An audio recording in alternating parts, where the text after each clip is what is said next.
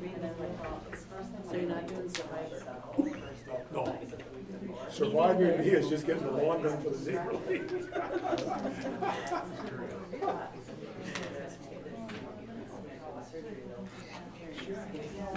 Did you get the right name? What's that? Sign yourself up for Survivor. What is it? Like that TV show? Where? I'm not an alliance guy. Where are we at? They're waiting for the clocks. I'd be good. I'd sneak out to the other side of the island whenever we would start. I'd come out, probably gain 10 pounds and feeling pretty good about myself. It's 6 So maybe the first one was like 6 o'clock. According to this, it's 6 Oh, I got it on here too. Okay. After 20 miles. All right, I'd like to call the meeting of the Tomahawk School Board together, please. Please stand for the Pledge of Allegiance. I pledge allegiance to the flag of the United States of America and to the republic for which it stands, one nation, under God, indivisible, with liberty and justice for all. Roll call, please. Haefman, Here. Huseby, Yes. Hirsch, Kissinger Wolf, Yes. Long, Here. Scuball, Yes. Swente, Yes. Baloo, Yes. Zimmerman. Here. Yep. And we have a quorum. First item then is to adopt the agenda as presented. Anyone want to make the motion to? I so move, I'll Swanky. second that. Yeah, motion a second to approve adopt the agenda as presented. Any discussion? Hearing none, all those in favor signify by saying aye. Aye. Motion carries. Thank you. District Administrator's Report. So I do have a couple things, a few things here tonight. First, I just want to acknowledge a few people. First and foremost, I want to acknowledge Kurt Cordova and his fellow track coaches, as well as the track team for their efforts in fundraising. They had to purchase some new pole vault mats. They're quite expensive. They needed $13,500. So the group raised around $8,000 as a team that they were able to put forth. And then we also had some boosters that I want to thank, or some donors that I want to thank. One is the Tomahawk Booster Club for donating $10,500, putting towards that. And the other one was the Star Foundation for $3,000. I'm sorry, I gave you the wrong number. They had donors to the tune of $13,500 on top of the $8,000 that they raised. So they have the mats. The mats are here. They're paid for, and they're using them. So I thought that was a great opportunity to acknowledge some really good work for our school and for our athletes. So they didn't want to pole vault into sand anymore? I guess not. I guess that's frowned upon. The other one, I want to acknowledge Wendy for her efforts, and I'm going to also mention Sandy Holquist in this too for their efforts in writing the grant that led to the summer school grant. I know I updated the board on that, on what we were awarded, but $525,000 that will be used to bolster our summer school program over the next couple of years.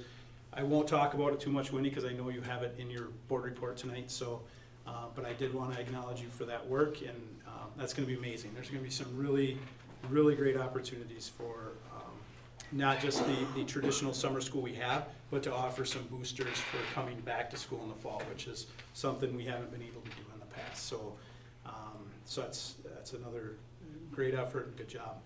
What is that? I know you're going to present, but what is that in comparison to what the normal summer school would cost? Is it half of it? Is it a quarter of it? No, that's our normal summer school is usually a net loss or pretty close to a break even. I don't know what we typically overall spend, but it's nowhere near that amount. So this is going to open up a lot of opportunities for transportation, for food, and free meals for all participants, as well as some community partnerships where we're able to provide compensation for our local businesses that provide time, materials, and that sort of thing. So over this year and next year, there's going to be some new opportunities that we haven't been able to offer in the past. Briefly mention the traffic flow project. The community presentations are coming up tomorrow evening from 7 to 8 in the auditorium, and then again on Monday, May 15th from 7 to 8. I've put that out on social media. It will be out in this week's paper, so it might not go out in time to inform people of tomorrow night's meeting, but certainly the Monday meeting. Also put it out on social media, and today Dave and I walked Kings Road and delivered flyers to each family, each household there to make sure that the folks that were going to be directly impacted by some added bus traffic knew about it, were aware that we had the presentations, would have an opportunity to provide some input. I think it was on WJJQ too. Yeah, Was put it it on for the last week? on the plan, yeah, on the calendar. So hopefully the word is out there. I'll put another, what I plan to do is record tomorrow night's session, and then we'll put that on our YouTube channel and provide a link. I'll send that out on social media too. So hopefully we can get, reach as many people as we possibly can with that project. Tonight, just want to highlight and set the stage for our upcoming academic and career planning presentation. So you're going to hear from primarily the high school in Ryan, but also from other members of the admin team, just with regard to our academic and career planning efforts, how this plays a role in creating relevance in our learning, and also guiding and supporting students as they navigate, through our district. So academic and career planning is something that primarily focused at the high school level, but it starts in upper elementary, it's built upon in middle school, and then it, obviously has some bigger roles to play as kids get older and navigate through. But it plays a pretty vital role, and it is a vital component in the first two pillars of our strategic plan, which is teaching, learning, and relevance, obviously, but also the whole child. And some of the work with a recent committee looking at curriculum meant to support some of our students and provide life-ready skills also ties into that as well. So one of the ways that I want to set the stage with this, and the reason I bring it up prior to it coming, is obviously we have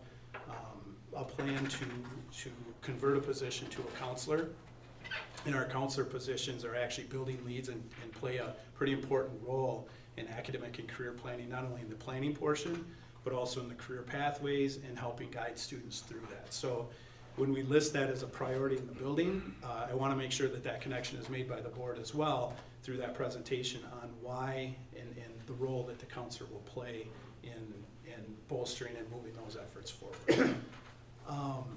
And the last thing I have on my list, certainly not least but last, is it is Teacher Appreciation Week. So we all know how demanding and how challenging the teaching profession can be. It requires huge commitment and some patience and a real desire to help kids grow, to help kids learn. But the biggest thing is it's an incredibly thankless position, and people who have worked in this profession know that. So I just want to encourage not only the board, but folks that are here and anybody that's watching on our live feed, our live stream, if you get the opportunity, just take it to thank a teacher, thank them for their efforts, thank them for their commitment, not only in just making our school district a great place for kids to be, but their impact on our community and its overall health as well. So I wanted to throw that out there, and we will have a number of things coming out both through social media and other ways to try to celebrate our staff and our teaching and the profession as a whole as the week goes on. So Okay, that's it. any questions? Okay, thank you, Wendell. Next item is the consent agenda, and a number of items. Approve the minutes from the regular meeting of April 11th, 2023. Approve the minutes for the closed session from the regular meeting of April 11th, 2023. Approve the minutes from the Operations and Finance Committee meeting on May 2nd, 2023. Approve the invoices from April 7th through May 5th, 2023. And then finally, the employment and contract adjustments and donations. So I'd entertain a motion to approve the consent agenda. Go ahead. I'll move to approve. I'll second. Okay, a motion, a second to approve the consent agenda. Any discussion? Hearing none, all those in favor signify by saying aye. Aye. Opposed? Motion carries. Thank you. Staff reports. Guy? Yes, at the elementary, we're still doing a lot of work, but starting to wrap a few things up, getting ready for next year. We had an opportunity to get our master schedule out to the building leadership team yesterday. They'll share it with their content area teams. And we're still looking at having that in the hands of everybody when they leave for the summer. Some of that ties into our redefining ready and some of that work I put down here. And we're also trying to prepare for that new Dean of Students position next year. So we've had some meetings. I met with Linda Van Stradijk and principal at the elementary school in Minocqua to get some ideas on how they manage their Dean of Students position and how that ties in with their work at their elementary level. So we appreciate the board giving us that position. We don't want to waste that, so we're doing some planning to get ready for it.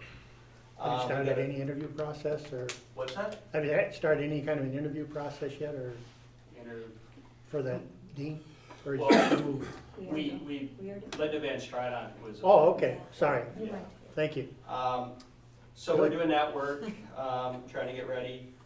We have a number of things coming up that I put into communication, community engagement pillars, a number of end of the year things. One thing I forgot to mention was our elementary switch day.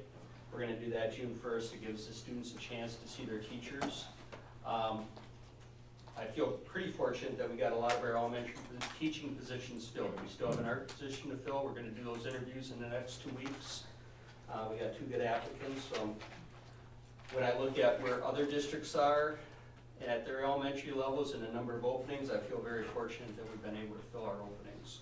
And some of the teachers that we've hired have agreed to come in for our switch day, so it gives the students an opportunity to meet their teachers. So I think we've hired a good group of teachers that have that willingness to come in for 20 minutes and meet their future students. So we're feeling pretty good about really our start of the school year for next year already. So Are the new teachers coming in, is it a mixture of right out of school and some? we have one teacher that's going to be in 3rd grade next year that has 6 years experience. The other 2 are finishing up their student teaching experiences. That's the one in 2nd grade and the one in 4th grade are both. One of them is currently student teaching in our building in the elementary. Okay, The other one is student teaching, I believe, in a school in Green Bay, but planning on moving to this area with her husband. So I feel good about the hires that we made. good. Where did they go to school? One was, trying to think, I think 2 were at UWSP and one was at UWGB. Okay, Will the new teachers have mentors of some sort? Yes, they've all 3 been assigned mentors, currently teachers in their grade levels. And so, the teachers, the content teams are really good about welcoming in new people. They'll have a mentor, but all of our groups, all of our grade level teams are really good at working with a new teacher. Okay, any other questions for Guy? not for me. Okay, thank you. Yes? Okay, so just a couple things that I want to highlight off of my board report. We talked about Upward Bound a couple months ago.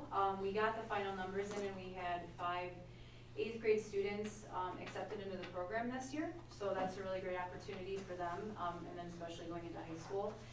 There's 24 students that right now have applied to be web leaders for next year. So Dawn was super excited about the turnout for 7th graders that are going to be 8th graders to mentor our new 6th graders coming in. And then just a follow up on our community service day that we had. It was awesome. We had a lot of great opportunities for kids to get out all over the community and did a lot of great work.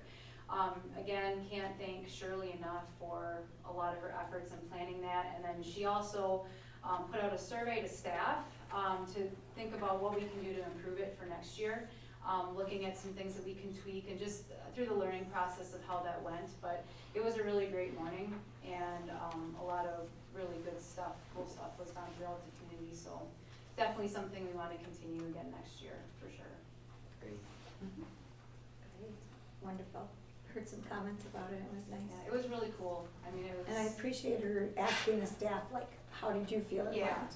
Yeah, because I That's mean, they good. were all directly involved in planning one of the activities that their groups led. and just how we spaced out the morning and like, you know, we didn't know if we'd have enough time for some things, and then the snow ended up did throw a wrench.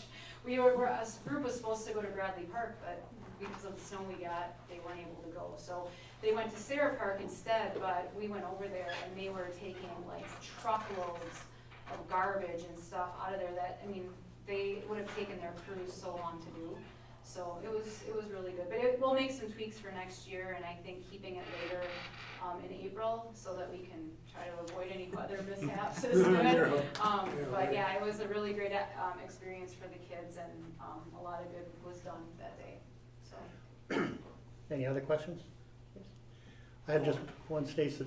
I see at the bottom, it's the greenhouse sale will be May 23rd to 26th. Yep. You comment on that? How does that work? Basically, you can come into the middle school office, and it's open from like, I think every day is like 7:30 to 1:30, or there's some days where it's all day. And I know Melissa put something out on social media as well, and you come in and go in, pick up your plants, and head on out. So, yeah, it's open those days, and I think the Do you hours purchase them vary. right then, or? Mhm. Okay. Yep. And I've been in there watering a couple times. It's a pretty big operation. There's lots of stuff going on in there. Good. But yeah. Good, I'll so, have to stop in. Yeah. Thank Mhm. you. Yep. Okay. High school? I'll start. Okay. Good evening. Hi. Okay, the class of 2024 sponsored prom on April 29th.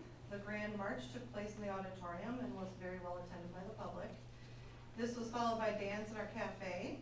It was a great night with some fancy footwork on the dance floor. Always entertaining and fun to watch. We had well over 100 students in attendance. Want to thank the junior class officers and advisors for all of their hard work in planning and preparing for that event. We had our staff appreciation last week, the 1st through the 5th, and it was led by student council. They take the lead in that, but they elicit help from all of the other organizations in the high school, almost all of the other organizations in the high school, and they plan something each day to show appreciation. This year's theme was a Seussical event, so Dr. Seuss, which was super cute fun. All treats and decorations revolved around this theme, and staff were very appreciative of that. The flip side of that, during that week, staff also like to show appreciation for our students. So on Friday, for like the last hour and a half, the staff planned some activities for students to sign up for and just hang out and have a good time. So some of those things were, we were gonna do some RC flying, but that didn't happen. The weather was not great that afternoon. It was raining, so, but we did have a group still bike to Dairy Queen. Good for them. They were soaking wet when they got back. Theater games, improv acting, euchre and cribbage tournaments, basketball stuff, innovation labs. There was a lot of really cool stuff going on that afternoon. So FBLA facilitated that piece of the week. I'll highlight a couple of other items. As you know, May is a fantastic month for the high school. There is something going on every day. It's hard to keep track of what's happening. Schedules are constantly changing, especially when it comes to activities and things like that. But this is a fun month for a high school. It's a lot of culminating events and celebrations. So just want to highlight a few items off the board report. One is that redefining ready work that we continually revisit because it's driving so much of our work going into the future that we've made really good progress on that administratively. And we're going to start working with our building leadership team on those items specifically going into the summer and that next school year and how that can help us inform our work.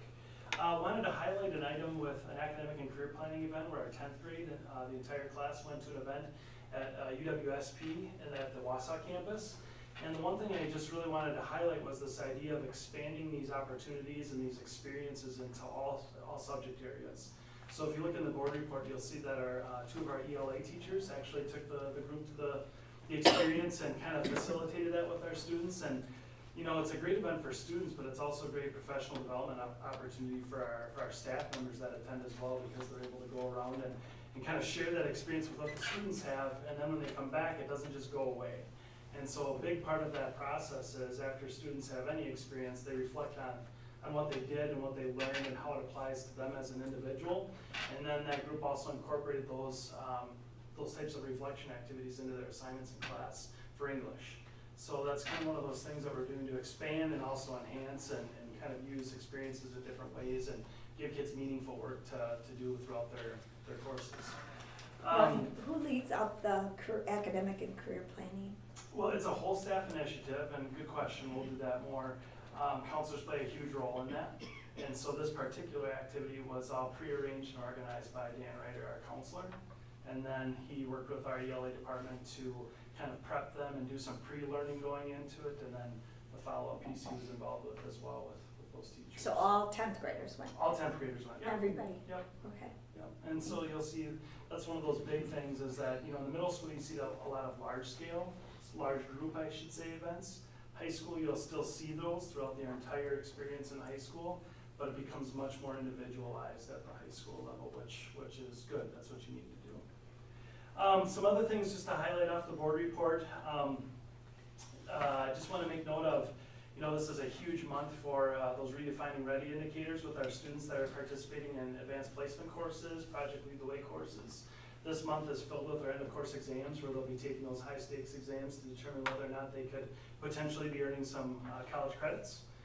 So that's spread out, and when it comes to advanced placement, that's done in conjunction between Mr. Ryder, myself, and Ms. Balda, who helps with the facilitating of the exams. But big month for that with our students.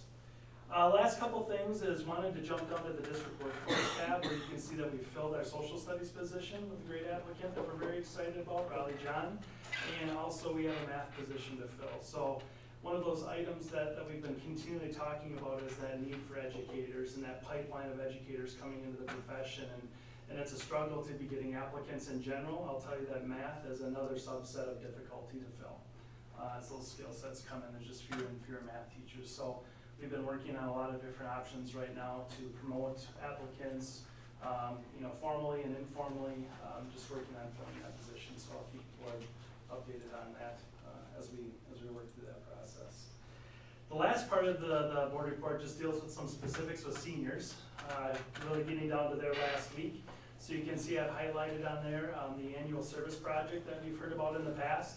So I noted some of the locations that they're going to. I've been checking in with the advisors and some of the officers almost daily, just to kind of see where things are at and do what we can do out of our offices to help support them. I would say if I had to bet, they're probably about 85% solidified on what they're going to be doing, but filling in some last minute gaps, so that's a great project. And then one thing I wanted to highlight, which was something new that we're excited to do, is on the senior last day, you can see in the morning they're doing things typically like they've always done with locker checkout, graduation ceremony rehearsal, but we're adding a new component, which is our graduate celebration walkthrough. And so basically what we're going to be doing is to kind of promote that camaraderie and progress of students from kindergarten all the way through 12th grade, and that connection and unity we all have as the students will be wearing their caps and gowns. And we'll do a little mini parade, I guess, through the school building. So we worked it out with elementary and middle school, and they're more than happy to participate and enjoy that event. But it'll be a great opportunity for the kids to kind of reconnect and be celebrated by their fellow students at all grade levels, but also by the staff members that they've had and contributed. So that should be fun, just to be able to make our way from the elementary to the middle school and high school, and then back to senior hall. So that'll be something new, something that's great. Are they gonna wear their cap and gowns? Yeah. Didn't they do that when I was there yet? No? Okay. That should be cool. Don't remember. So yeah, we're looking forward to that. So they don't do the run-through anymore? No, we won't be running. Sure. That's the teacher. And just for you as a board, as graduation gets a little bit closer, I'll make sure that I get some information to Mr. Quisenberry, you as a board, as far as seating arrangements, if you'd like to attend the ceremony. I've reached out to Mr. Zimmerman, and he's gonna represent the board as usual with presenting diplomas and things like that on stage. So as it gets a little closer, I'll make sure you get that info. Thank you. Any questions? No. Is Raleigh John, is he related to the Johns in town? He's a graduate, yeah. Okay, is that Kevin's son? Yes. It is? Okay, good. Good. Then I just have one comment. My first year in Tomahawk in 1970, I was one of the junior class advisors for prom. I wrote an article in the school newspaper on the prom in Tomahawk. I hope it's not circulating anywhere right now, but I won't comment any further on it. There's too many mothers in here right now for me to comment on that. But it was interesting my first year to see the prom in Tomahawk compared to what I was used to. Interesting though. Enough said. Okay, Wendy? You up? All right, so the first thing on my board report, we met today, Wendell and I, with the Lincoln County. We've pulled together a group from Lincoln County with the Sheriff's Department, Police Department, Social Services, North Central Healthcare, Wendell, myself, and Officer Sousa, to look at, we have challenges coordinating services and supports and procedures so that we're all on the same page and really getting us working together to support those families and how we can work together rather than against each other. So this was our second meeting. We're having another one in June. And I think everybody left the room today feeling really good about steps we're taking and getting more services, coordinating those services and getting more from Lincoln County up here. And then we realized too that, okay, we probably need to bring Oneida County in on it too because we kind of missed that part of it. But we're making steps And to our getting. partners at St. Mary's as well. And St. Mary's as well. And not to interrupt, but just to add, one of the things, it's absolutely about agencies working together, but opening lines of communication. And one thing that I think came out of today's meeting was a better understanding of how we can do that. So definitely making some progress, and good job. for Helping everybody coordinating that. understand the perspectives of each other and like what you don't know, you don't know. And then when we have these conversations, we had some really good conversations about how to help each other, help kids and families. So it was good. We had our family engagement night at the elementary on April 18th. Teresa and I did it with coordination with some social emotional needs as well as the Title I. We had a really good turnout. We had lots of volunteers. Families were excited to be back in the building. It was a lot of fun activities, and we also partnered with the WIC program, Health First segment of it, and Aspirus Tomahawk Hospital. So we had to do some really cool things, and I think Teresa's going to talk more about it, but we did a lot of math and literacy focus, and we had some guest readers come in and help out too. And we had some teachers here came and helped out, and our literacy coaches and interventionists and math coaches, and we had all kinds of staff helping out. It was great. Do you have any idea, Wendy, excuse me, how many were in attendance? You know, we talked about that last night. We didn't count because we were so busy getting people through, but we figured about 150. Great. That's good to start getting people back in. And it was good, and we had the public library was there as well. Kinship came as a partner too to talk to families about services. Great. We had all kinds of different information, so it was nice. Thank you. Next, just our SEL Life Ready Curriculum Advisory Committee. We had our last official meeting last week. We've had some really good conversations. I think we've made a lot of progress around identifying along with the strategic plan and developing that vision and the materials that our counselors and our in-building staff have brought forward for that committee to review, to align with that vision and that rubric developed from their words and from strategic plan, and to really look at what does Tomahawk need. And we've made a lot of steps. We added another day for people to come in on the committee to take a little deeper dig and give them more time because they asked for that, so we did add a day to it. And then there was another material brought forth, so people are reviewing that, and then they're gonna complete the same rubric on it, and if it compares to the same rating area that the other ones did, then we'll bring the committee back in and have another discussion. How many community members participated? We had about 20 to start. People, it's been pretty consistent. There's been a meeting here or there that people couldn't come, but we get pretty much consistently the same group coming in. It again includes, we have board members, counselors, clergy, parents, A bus driver. bus all the driver, guidance counselors, teachers, business people. We tried to get a really good cross-section, and if people could make the meetings, we really took anybody that wanted to be on it, because we wanted to make sure that we were hearing everybody's perspective. Are you gonna report any future board meetings on this? We will. We have a listening session scheduled for Thursday, or a community, because when we first started with that timeline that we shared out, we said that we would have one midway through a listening session for people to come and get updated that couldn't be part of the committee and join us, and then the final one after we kind of wrapped up. So we'll be having a little meeting here on Thursday. Okay.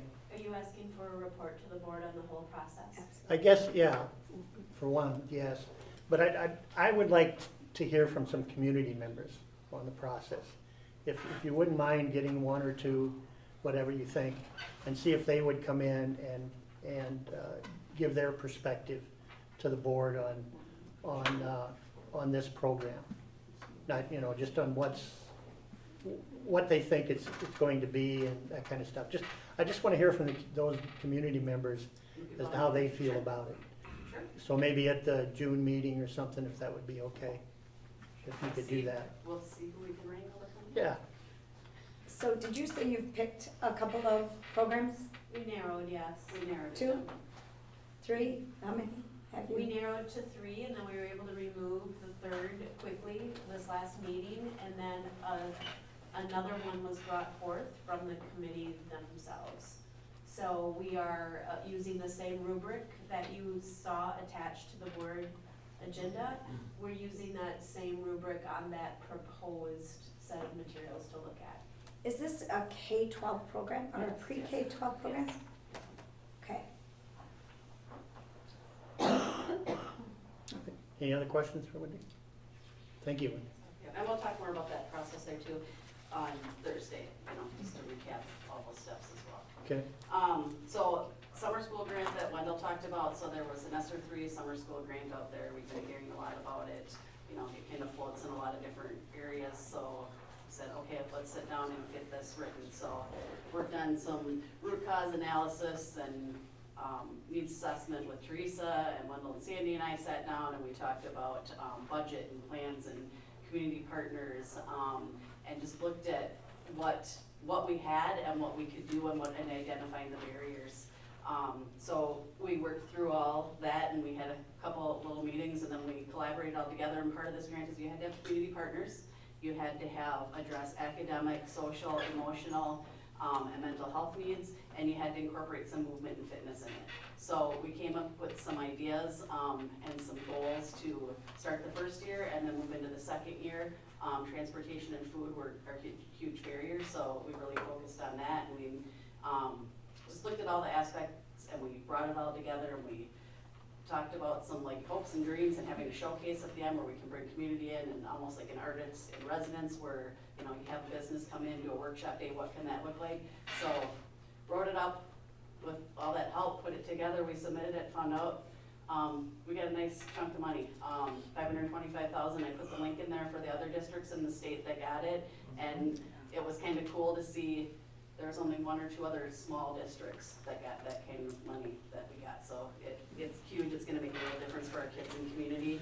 And my part, the easy part's done, the writing it and making up the words. That part's over. Megan Barker, we're super excited. She's taken that over, and she's already just taken it with a vengeance, and it's getting it going. And our goal was to have 1 community partner, which we already had committed through kinship. She's already got it up to 5 or something. I mean, and she's doing a great job. And so I have the easy part. I can sit back and watch, help her out if she needs it. But Megan's just gonna do really good things, and it's exciting. Is this renewable, Wendy, It's a 2-year grant. It's ESSER funds, so after that it's done, so it's, and how is it evaluated? Who we determines? have to, part of the grant firm is we have to look at student data to see if the classes, that we offered had impact on those academic and social emotional areas. And then we also have to report back, to the board on attendance, those numbers, which is part of our strategic plan, so it all kind of blends into that. But there are steps that we have to review data regularly, include those community partners in it as well. So there's step checks to make sure that we're doing what we need to do. I think that's gonna do our students a Yeah, lot of good. it's super exciting. How do you make sure those students come? How do we make sure they come? The ones that you have to identify for the ESSER grants, I get it, they can sign up, but I know I've done summer school to get them to come every day and to make sure they're there. The ones that really need it, how do you do that? So Guy's worked with his staff, and Teresa's worked on it as well, with teacher recommendations on Right. who they Mhm. think should come. They've reached out to families, talked about the programming and the opportunities for it, but ultimately, we can't force them to come. One of the Busing big, will help. We think the busing will help, yes, the I was food gonna will say, help. transportation And also seems to be meals. key, That's good. and meals. Does it also include St. Mary's kids? I think it's anybody in the district. Yep. Anybody Okay. that lives in the district. And the grant, the scope overall is pre-K through 12th grade. Right now, the focus is on getting it built back up and then adding and looking what other opportunities that we can, you know, add on in addition to some of the work that middle school and high school is doing now. So didn't you already have summer school registration though? Isn't it pretty much Yeah, full? that- I mean, that happened. so now you're getting other recommendations, and so you're making new classes for these kids? No, the recommendations were prior to that registration starting. Oh, Yeah, so what happened with this grant, let me give a little background with this grant too. We have to have it submitted by February 17th, and they were supposed to let us know by the end of March, DPI was. okay. And there was a very significant rubric, and you had to meet all these requirements and evidence-based instructional practices, and so there's a lot of things. that Initially, need to we write were into it. supposed to know by April 1st. Yeah, by the end of March, we were supposed to know, Yeah, so we had to yeah, have it but submitted the- by February 17th, and they were supposed to let us know by the end of March whether we got it or not. Because you had to have timelines of getting your book out, getting those recommendations, having your courses set, how, all those steps Bob was talking about, on how do you know you're doing this, and what are those step checks? Well, it comes down to March, we're sitting here going, we don't know if we have a grant, can we post registration? Like, we can't staff, and, you know, if I'm gonna pick your kid up on a bus, it's gonna depend upon whether or not you're gonna sign your kid up. Right. So, and we couldn't plan for any of that without, like, so we started working on backup plans on, okay, if we don't have transportation, we don't have this, you know, knowing that it was a possibility out there, getting the program going the best we could without having that money. So they did a really good job of starting that without knowing, and then, what was it? It was only like 2 weeks ago, not even like a week and a half It ago. was April 27th or something. Yeah, they said before by they the end of sent- April, then they said, we'll let you know if you get it Yeah. or not. We're like, well, it's like May, it's too late to be planning for summer school, but so, you know, by the seat of our pants and a lot of hard work from Megan, you know, they really got things going, and now this opens up, you know, other opportunities. Because you have to get some, the teacher contract commitment, so there's a whole bunch of Right. layers that are involved in it that, you know, and that's when Wendell talked about, you know, the extra work that Sandy's done, you know, they helped in that beginning part, but then when that writing part was done, the hard work, you know, Megan and Wendell and Sandy are really working hard And- on. And I'm Make not it gonna was leave budget. Colleen And out of this Colleen, either, yeah. because I was here at 7 Oh. o'clock on a Friday night when her and Megan were That's the other redesigning the signups through Skyward, making it easier for families to, you know, find courses Yeah, and before get you used to have involved, to have so. somebody sitting on, so if there's 20 spots, like watching as people signed up, so you knew when to cut it off. Well, Megan and Colleen worked to do it through Skyward, so people can sign up electronically now to make it Game changer. game changer. Yeah. Labor intensive, Full sorry, thank you first for day. pointing that out, because I forgot about People that got part. off of work at 5, tried to get on, things are full, so, yeah. So that just gave a lot of different accessibility to those two. So it's, anyways, it's enough of me talking, but that was pretty exciting stuff, so. It should be. What time is your presentation on Thursday? 5:30. 5:30. In the, here? Here. In the Yes. here. In the here, Yeah. in the here and now, here and then. Okay, Trish? All right. This is a time of year where we're celebrating and reflecting. And actually next Tuesday, you asked about mentors, all the new crop of teachers that was hired last year. It's their last mentor-mentee meeting, and everyone joins together, and the administration is invited, and any of you are also welcome. It's only a 25-minute gathering to thank one another for their dedication to Tomahawk for the last year. We have little thank you cards for them. We have the Chamber of Commerce coming. They were unable to come in December, so they're coming now and thanking our new teachers for what they've brought to our community. So I'm grateful for that. That's definitely a celebration.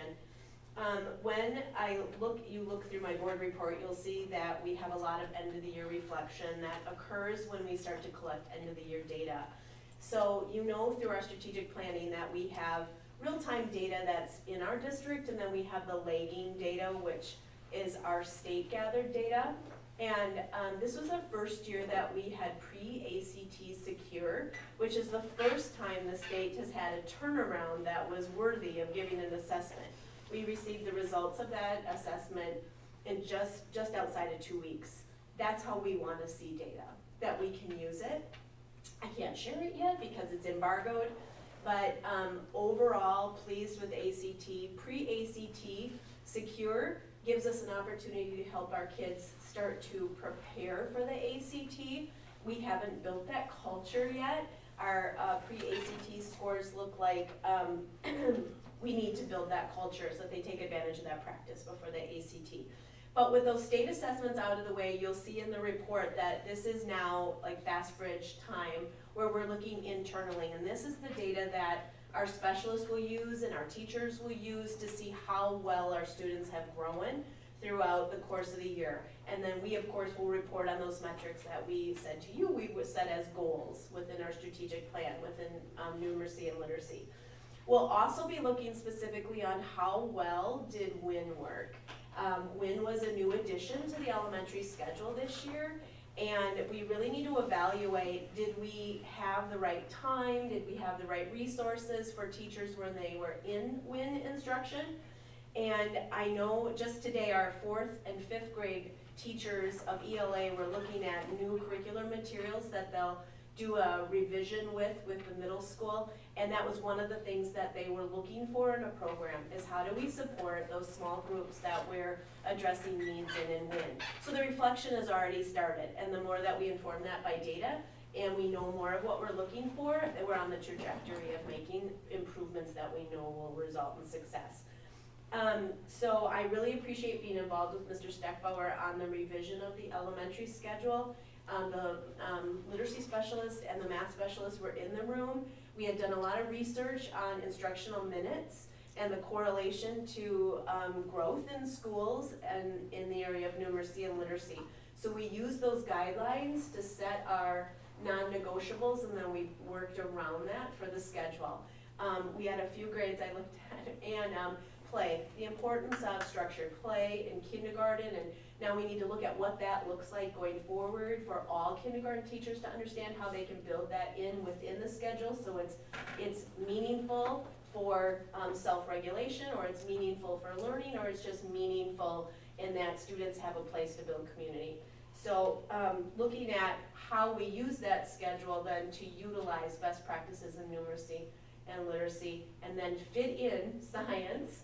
And we're piloting a new science set of materials, which I told you about last time we were together. Then moving in, I really feel like I'm not gonna say anything more. I think you did a great job with family engagement night. It was a wonderful opportunity. Annette did come in from the public library. She thanked me again this week on the opportunity to be involved, so that was wonderful. We do invite you to the listening session on Thursday, but we'll be happy to work with Wendell and see if the agenda will support a report next time. Great. Any questions? All right, thank you. Thank you. Do we need to do anything with the evaluation with it? Any comments on it or anything? No, what is, Evaluation rubric. That's for the, like, readiness? that was for, Yeah. Right. yeah, no, We I don't need any don't, other comments. I don't know why that's on there. It's on Teresa's, not mine. Okay. She just, It it's was on just there additional, so just that to you review, could but see. nothing that we So need to do that's anything. what that rubric is when we worked with the committee to come up with what their vision was for Tomahawk, not anywhere else, what is our vision here. They put stickers all over the walls and put their words up there, and then we align that with the 5 domains, and then we use their words exactly when analyzing the material choices to see if those were in it. So it's in 3 parts. The first section that has the 5 domains, and then there's a middle part that says that we also want resources to support families and community. And then I think those are the 2 parts, the families and then support community. So those are the big things, and they gave point values to each of those 3 sections, and of course, the first section with those 5 different pillars weighs heavy because it's the critical content.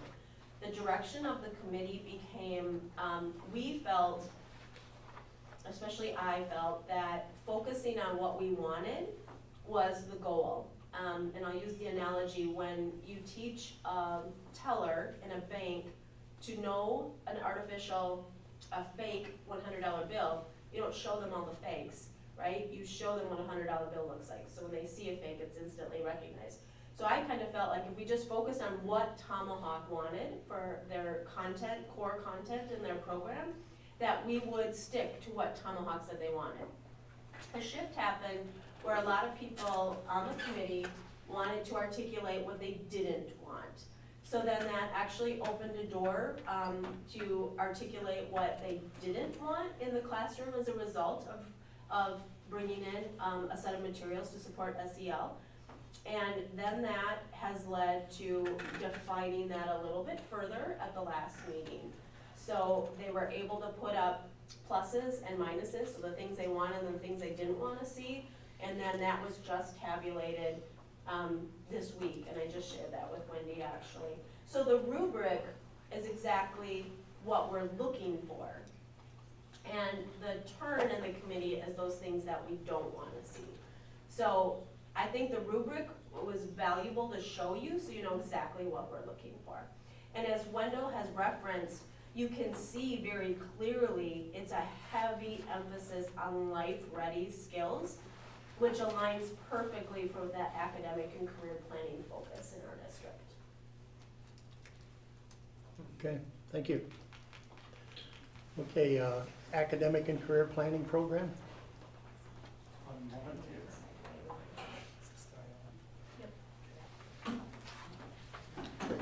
Should Oh, do- that one. yeah, it should Okay, do oh, both. we're gonna watch a movie. That's, well, we watch Netflix. movies in closed session.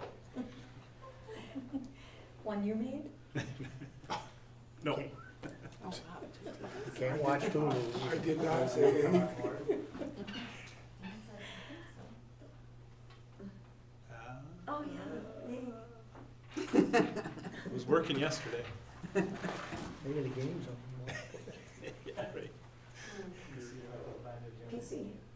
If you go on that one, Ryan, if you hit that thing you just had up and go to, there's one that says computer.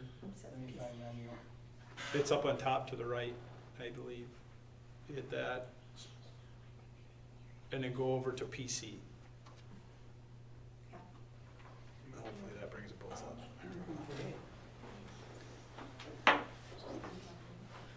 So I'm going to begin just providing an overview, and then other admin team members will jump in and provide information as well. But the goal for this isn't necessarily to dive too far into the weeds, but give you a conceptual look at how we as a district are moving forward with what we want outcomes to be for students, and the types of information and partnerships and things that we're using to guide that work, and then actually how that work gets implemented with students and families. So, this is more overview than anything conceptual, so you can kind of see how these pieces all come together to guide us. So when you look at this certain part, I'm going to speak specifically to the pillar of teaching, learning, and relevance, and other members will speak to some other pillars that this process is incorporating into our work. But just wanted to highlight that's the realm we're in right now for a lot of this lens that we're going to be looking at information. So as a reminder, academic and career planning, a few things to really point out is remember that this is a student-driven process. Students are making decisions with their families about directions that they want to go and what their own passions, visions, values are, and how that's going to relate to their post-high school life. So a student is generally going to be in one of these four areas. We call it know, explore, plan, and go. Understand that that can happen to a student at any age based on an experience they might have. So when you think about middle school students, it's heavy in know and explore. Knowing who they are as a person, exploring different career paths, all these different things that help them develop who they are. And then as they get a little bit older, they'll generally start to plan and execute that plan. But understand, we've worked with seniors who have had this fantastic youth apprenticeship job as a junior, and their whole world turns upside down, and they go right back into another phase. So it's not set in stone, it's individualized to where that student is and the experiences that they've had as they go through the ACP process through middle school and high school. These are a lot of the guiding questions that come to us, really driving, and I think these are great questions to ask. So, some of these we're doing an excellent job at answering, and others we're falling short in, and that's where we're having that continuous improvement process. But everything from what does a job market look like in your area, how are you going to engage students and families, how are you going to partner with your community, how are you going to actually connect students and staff to do this, from a professional development standpoint, that we're working as a whole staff, not as a small group of people trying to implement this process. But these are a lot of the driving questions that we look at, and again, it's all about each student thinking about them as individuals. You know, it's one of those things where traditionally we like to clump students all together and say they're all the same. They're not. They never were, and they definitely aren't now. So it's really coming up with that piece of how do we get down to that individual students and what their needs are. One of the things I wanted to point out was, you know, you can look at these 3 different categories that come under academic and career planning, but I struggle a little bit with seeing them compartmentalized in columns. Because so often something in one of those columns is contributing to one and another. And so the lines between them are pretty blurry, but I guess from a representation standpoint, you can kind of get to see some of the different components that come together. What I wanted to focus on today was a tool. And so, you know, just to briefly show you Zello, you've heard that word in the past, that's the computerized tool that we use a lot of with students to do a lot of their learning inventories, archiving reflections, doing research on careers, schools, things like that. Inspire is a partner program of that where it connects students with businesses. Pathways is what I'd like to talk about today. And then obviously the components of career and technical education, youth apprenticeship, or other work-based learning programs, and how they're tools of academic and career planning. So, you know, looking at Pathways as a tool, this might be new for some of you, which I thought was really important to bring about. Pathways are a big driving force that we're using in the state of Wisconsin to determine what's offered in schools and what does it look like and what are the quality indicators of these different opportunities for students. So you can see up at the top, it's reflecting the needs and vision of a region. So understand, this initiative is the entire state of Wisconsin, of which is divided into regions, economic regions. And you can see that we are part of the Grow North and Centergy, I should say. Those 2 regional economic development organizations are part of our North Central Wisconsin Career Pathways project. So you can see it's comprised of 10 counties, 37 school districts, 3 CESAs, the 2 redos, and then the higher institutions of ed, so your technical colleges, 4-year universities that have campuses within our boundaries. And all these groups together are working to develop what exactly are our high-value pathways that we would like to see students going into post-high school. So it's that collaborative effort that's coming together. It's not owned by anyone. It's this collaborative group coming together to determine what those different components are. So when you look at the things that make up a pathway, some of the things that we're really looking at, you can see I highlighted high skill, in demand industry sectors.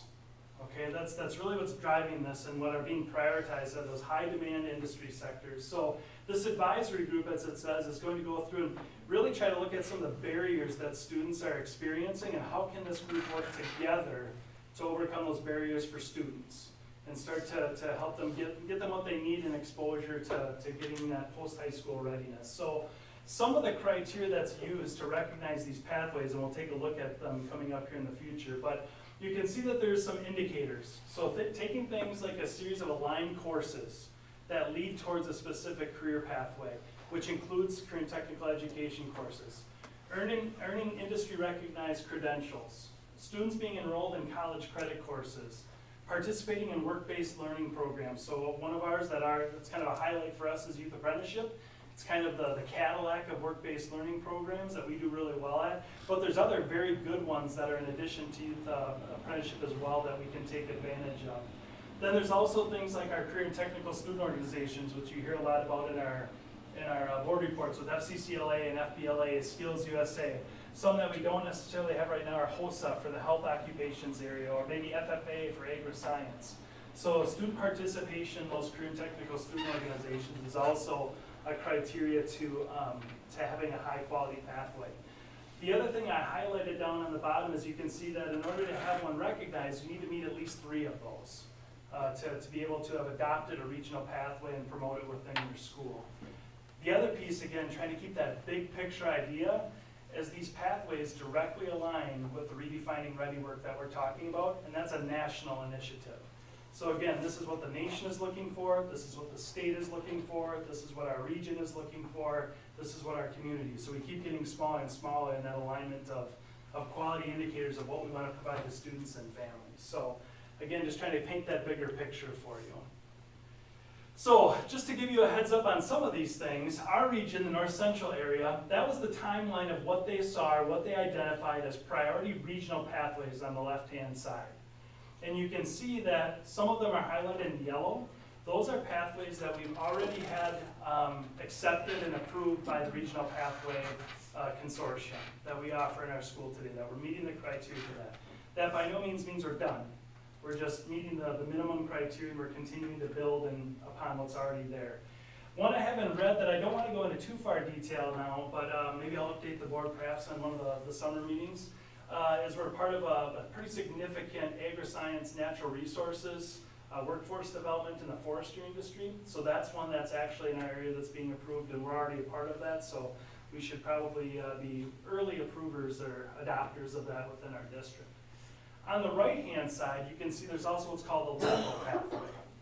And local pathways exist, if you want to think about it, they pretty much mirror a regional pathway of what you need. However, there might be things specific within your community. You might have a particular industry trait that's really important within your community, but it's not beyond your community. So you develop something specific to your town, your community that's of value. You can also see the other things might just be that we're still building upon the different criteria to be able to have it accepted into a regional pathway and approved as one of those at that level. So those are the things that are driving a lot of our decisions right now, what the types of courses that we offer, what's in those courses. I mean, when you think about the type of work we've been doing, a lot of it has been upgrading the curriculum that's within our current courses, looking at courses that no longer have the value that we want them to have, and adding other courses into those different mixes of things to get to that point of where our students are getting what they need for the post-high school readiness. So what really determines your ability to implement a pathway is going to come down to your resources. So that's your staffing, your professional development opportunities, your resources, you know, the different instructional tools like equipment or textbooks, whatever it might be, your ability to offer those industry credentials. Some of those industry credentials can get quite expensive. So we want to, you know, the cost of an industry credential can be a barrier that you have to implement those pieces. Some are pretty, are more attainable for a high school level student. Others are pretty advanced for a high school student, but you can do them. It just takes a lot of investment to get kids to that point. So when you think about the constraints that a school deals with, that's the kind of workflow and process that you're looking at going through to get an approved pathway. I wanted to show you one just so you can get an idea of what it is. So this is just a template, okay? So this is just one that you can see. And I'll actually go into the live template itself. So what ends up happening is we do our work as a local school, and then we contact the regional consortium of our area, and we submit to them our criteria. They then take that, review it for its validity, and then they plug it into their templates. So the templates look the same across the state, okay, when you have a regional template approved. So I'm just going to jump out to a website here. This is through DPI, and I'll use healthcare as an example. So what you can see is if I open up the template for healthcare, you get a document that'll end up looking like this. And I'm going to actually show you the bottom of the document first, and then we'll go back up and look at the top. So this is just kind of a communication tool that can categorize the types of courses that we offer. So you can see at the top, there's your specific career and technical education courses that are taught by a licensed CTE teacher. Then you'll look at other types of courses that are, you know, perhaps a different specific level of math that you need to have, or other kinds of credentials, as you can see down on the bottom, like work-based learning opportunities. If there's a youth apprenticeship that has a skills certificate for this area, that's an opportunity. If not, there might be a different work-based learning program. Down on the bottom, you might see a list of industry-recognized credentials that someone could earn in the healthcare field that might be attainable as a high school age student. And we would list all those different kinds of activities, the career and technical student organizations, maybe specific activities that you do within your district that support this pathway can all be listed there. And then you can see these would be live links so people could go and get more information about the specific pieces that you have there. To go back up to the top, this is a little bit redundant with the Zello program that students use. So a lot of the research that you can do within the Zello program, you can also kind of get a shortcut to it here on this document as well. So for example, you can see on the left-hand side, there's the different categories. A lot of it is dealing with maybe perhaps the different types of levels of education that you might need for different career paths. So for example, in the associate's degree area right here, respiratory therapist, if I were to click on that, you can see that it'll take you to a website. And within this website, it talks about what they do, what the job looks like, the different kinds of knowledge and skill sets and abilities that'll help make you successful in this career path. Just talking in general terms, personality traits. When you scroll down a little bit further, you can see job outlooks, average salaries, salary ranges, things like that. And on the left-hand side, you can see that they also try to help you look for specific schools or training opportunities that would help you obtain this type of degree that's needed to be a respiratory therapist. So again, this is very similar to what you would see in Zello, that same type of workflow and how you research and look into different career paths. But that's just a general component of what a template would look like, and this was patient care. So Ryan, are the kids actually using these templates? So we started putting them up on our website. Students started using them. Remember, for the regionals, we have the advanced manufacturing construction. Right. So when they were signing up for classes, they could research in Zello. They could also go to that template or our regional pathway document and look at the same thing. So they could look at the courses that they've taken. They could look at the courses that are being recommended that you take for the future and start to plan that out. So our goal is, as we continue to expand our pathways in Zello, you can also do a giraffe course plan. So if you're a freshman and at that point in time in your life you want to be a respiratory therapist, you could plan out your 4 years of high school classes and just kind of for yourself have that draft guide of where you want to go and how you want to lay out your course sequence. Again, tomorrow you might have an experience that says you want to be a veterinarian or an engineer or whatever it is. You just update that within your plan, but it's that continuous guide that you would work on as a family, using the experiences that you've had through ACP. That's all online? Mm-hmm. Okay. Yep, and we'll be updating our course book too in the future.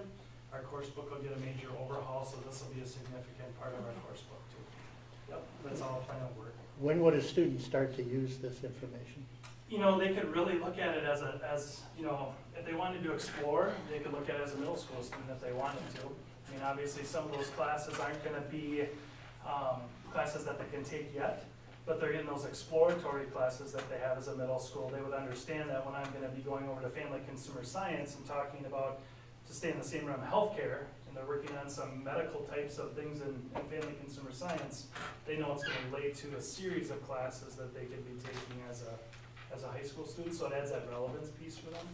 So is that something that they would get in the middle school or at some point? Well, I think that's one of the pieces that we look at as a district is, our middle school exploring opportunities are limited with staffing, so you provide as much as possible, and some areas get more exposure than others. Yeah, I guess what not so much that, that they're gonna take some class in the middle school, but that they can see, maybe they're thinking about being one of those up there that you had, that they can go and look at it at least with their parents or whoever, that that opportunity is there for them. So are we educating middle school or whatever to know where this information is at? So they can at least go look at it and start to be thinking about it, even though it's gonna change. So some of the things that they do more than once in middle school is with the middle school counselor, is they'll be using Zello to do a lot of these initial activities. Okay. Where they would do, for example,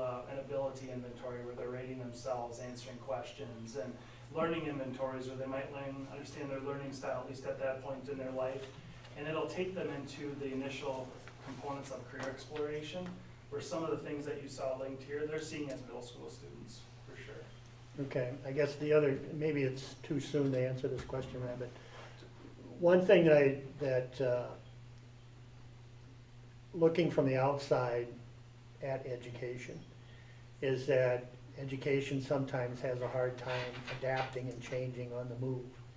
Is that something that this will aid in that, so that people can make changes and get the classes that they want? Is the school system prepared to be able to move as the students move? Let's say you got a group that's really on the manufacturing side, and then next year they're working on the healthcare side, and next year is something else, so that we can adapt in what we need to present in the classroom to students? I think how I would answer that is this definitely provides targets that go beyond what we think are targets. It's directly reliant to industry and supported by our post-secondary institutions, and that partnership, I think, gives us targets on when our students leave, whether they're gonna be going right into the workforce or to a post-secondary option. I mean, it's one of those pieces of those post-secondary options don't exist if people aren't gonna get jobs, right?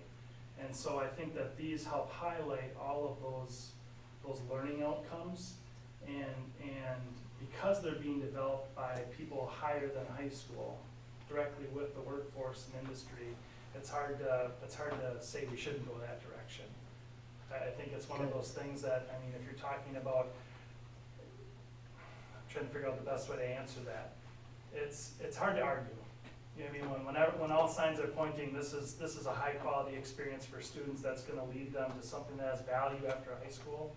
I think as an educator, you say, how do I get that done for my students? Right. And who do I involve myself with to get it done? Right, but that's what I'm trying to say. I think we need to be flexible so that we can do those types of things. And I And think especially we're even working with the technical colleges, depending on the area, you know, and having them provide some assistance in that area. And I think that's where even, using one example of our dual credit classes. Right. There's so many dual credit classes where we're working directly with our technical colleges to bridge that gap, and you're getting that specific training even from the technical college instructors to help our high school instructors be better in the classroom.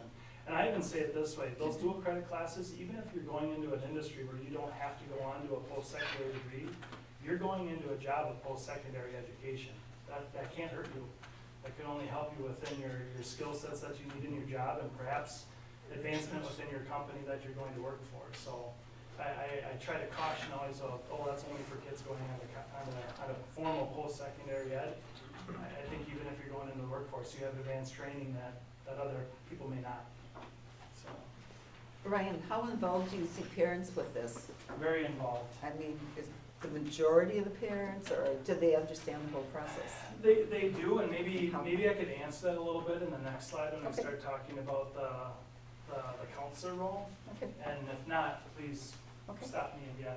Mhm. So when it talks about, just to highlight one other thing, we've kind of highlighted these pieces here, but ultimately it's the things we've just been speaking to. The benefits for students is they have real world experience that's going to be, putting them in a good place when they graduate high school. For schools, Pathways provide a specific ACP plan for occupations that are in demand. It's not just searching for what we think is valuable. It's been identified by others what's valuable. And then for employers, it's really helping them contribute to their pipeline. It's helping them get involved, working with students, working with schools, and connecting school with community and those other industries. So one other thing I just put at the bottom again, because I want to draw that big picture for you, is federal Carl Perkins funding, which is directly tied to these initiatives. This pathway program is a requirement of that as well. So you can see that again, it's this national, state, local, region area that's all in alignment, which is something you don't always see, which I think really reinforces how important this direction is for us as a school to be following. So to jump to the counselor piece. So for us, I think it's really important to understand that, when it comes to a counselor, that role has continued to evolve. It's always had a component of helping students prepare for career, but now more than ever, it's a significant highlight and portion of that position. And I look at it and I always revisit that ACP is not a counselor initiative, it's a building culture, it's a school culture, a school initiative, all staff on deck. Everybody has a contribution to the academic and career planning process. The counselors are a hub. They're someone that has their hands in just about every single part of it, whether it comes to the classroom curriculum, community partnerships, developing ACP, planning field trips to UWSP. They are significant members of that. So one of the things that we've been missing more of, to answer your question, Kay, is those formal meetings that we've had with parents and students. So we've been able to do a lot with students, obviously, almost on a daily basis and where their needs are at, but we've significantly been missing that sit-down opportunity with student, parent, and counselor, where the student gets to talk to their parent about all the things that they've been doing and opening up their Zello account, for example, and talking about their experiences you know, sometimes that's something that not all families do around the dinner table, and that's a great opportunity for them to do it in a way. And you know, when we were doing that much more regularly, there were a lot of open eyes from parents just really amazed at where their kids were at and didn't know that their student might need a little bit of help in a certain area. And those are some of the more formal ways that our counselors work individually with students. But, you know, to look at all those bullet points down below is an understatement, because you could have 15 bullet points under those of all the different steps that they're gonna be involved with. But that's the piece that we really wanna highlight, is that the counselors are a significant hub in this, even though it's a district initiative and a district culture that we're trying to promote. And one of the things that I just pulled off of the DPI website when it came to the counselor's role in ACP was the number of students to counselor plays a significant role in the effectiveness and the quality of your plan. You can have all these great pathways, for example, but if you're not working the other end to help students identify and help them reflect on where they're at and where they want to go, you're missing. You know, they're wandering again, so they need that formal guidance of someone that can help them put all the parts together so that they can make their decisions with their family where they want to go.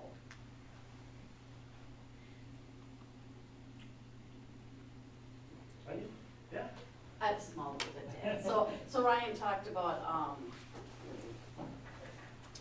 I can run for you. okay, can you click for me? Okay. Sure. So when Ryan showed a few slides back, if you can stand this one, there was that circle when he talked about how they're all like braided together. You hate to talk about them in silos because it's all connected. And there was that circle on that diagram, and that's what Teresa and I were talking about earlier when we were talking about our curriculum that we're looking at with our other committee, is looking at really those life-ready skills. And that rubric that was at the end that Ron talked about, that's what those 5 domains come from, is that circle in there. So all of these things are all connected together. So we have these pillars, but you can't really separate them. So when you talked about the whole counselor role and the whole student, you go to the slide. We should have a clicker. And you talked about how do they meet the needs of that to be effective when you're looking at all the things that Ryan just talked about with those work-ready, life-ready skills. 250 to 1 is what they recommend for counselors through DPI and the American Counseling Group. So For all grade levels or just for high school? What is for it? all, that's the recommended for all of them, is 250 to 1. You know, in school, like, and I put the little quote on the bottom, school counselors create a future world where all students thrive, academically and socially. And so the 3 focus areas that counselors work on too, in addition to all those things that Ryan just talked about, are the managing, delivering, and assessing. So looking at that school data, action planning, program focus and planning, developmentally appropriate activities, direct and indirect services. So all these things behind the scene, and it's the planning and the meetings they have with staff to look at student needs and where they're going to college and plan these events, like the 10th graders going on the trip. Those are all the indirect services that happen behind the scene while they're providing direct services, sitting down, having those parent meetings, talking about what is your plan and what tools and skills do we need to get you there. So these are just all the different aspects that come in that are in those counselor roles. You can go to the next one, please. So, and this just talks about the whole child aspect, and if you look at what their duties include, it's academic planning, just like Ryan talked about, goal setting, life skills, like what do I need to get a job, hold a job, what do our employers need from us to get a job and hold a job, and interact, be happy, live in our community, be a contributing member. So these are all different things, that whole child aspect that the counselors contribute to as well. We talked earlier about collaborating with families, teachers, administration, community. Those are things that they help us with at some point with the meeting I talked about earlier that Wendell and I talked about with those community partners of social services. If we make social service calls, they're the people that our teachers are going to first if kids need help. So there's so many different hats they wear that this just gives you kind of an overview of all the different, they're a hub. I think you said, I think that's the word you use, that they're the hub of our buildings. They really are. They're who kids and parents go to for help, and they're who staff goes to for help and guidance. And that's why we used to call them guidance counselors. And, give us some guidance, on how do we need to be as people and how do we need to be as successful members of society. So that's about all I have to add. I won't talk as long as Ryan. You talk better than I do. Might be the end. That is the end, that's it, that's all I got. No, I am chuckling a little bit because Ron was at my table during the community conversation for one rotation. And I don't know if you remember this, Ron, but we had more than one parent say, I sure wish we knew what the school was all offering. They were basically talking about the pathways and talking about, and we wanted communication between our community and our school, but they also wanted communication between what the school's offering and home. And we heard it over, and I kept going, but we have a process, but we're not doing a good job communicating it. And that's part of this. And I think that's still an area of improvement for us, is doing more communication on it. Because I think they hear the parts. I think it's connecting all those parts and how they're working together in a very strategic way. Ryan, I know one component of Zillow is to get a student together with someone that's in the profession and talk to them or come in and do a presentation or whatever. Is any of that part of this? So, I mean, to speak bluntly, we haven't had a lot of success with our local employers here wanting to formally sign up into Zillow, and Inspire specifically. Right. But I can say we've had great success doing that informally, where we have many businesses that we can pick up the phone today and they can be in the office tomorrow working with somebody that they need to be with in that specific career area. So I would never want to point, in a direction that says because we don't see the formal and Inspire, it's not happening. It's happening very well. I think it'd be even better if it was an Inspire. But we've got numerous employers that it's not a question of getting a student into something as a job shadow. In fact, on Friday, I think we took 3 kids to the LP and dropped them off, and they spent some time with different employers. There are different professionals in different areas and a couple hours of Good. So, That's more what I was asking. It's rather than for whatever reason, have it it's in a just program. been not wanting to make that formal commitment into Inspire, but they're very willing to help at any Good. point in time informally and Good. phone call. Good. Does Dawn do this in the middle school with Zillow? She does, and she does ACB too. Okay. Yep.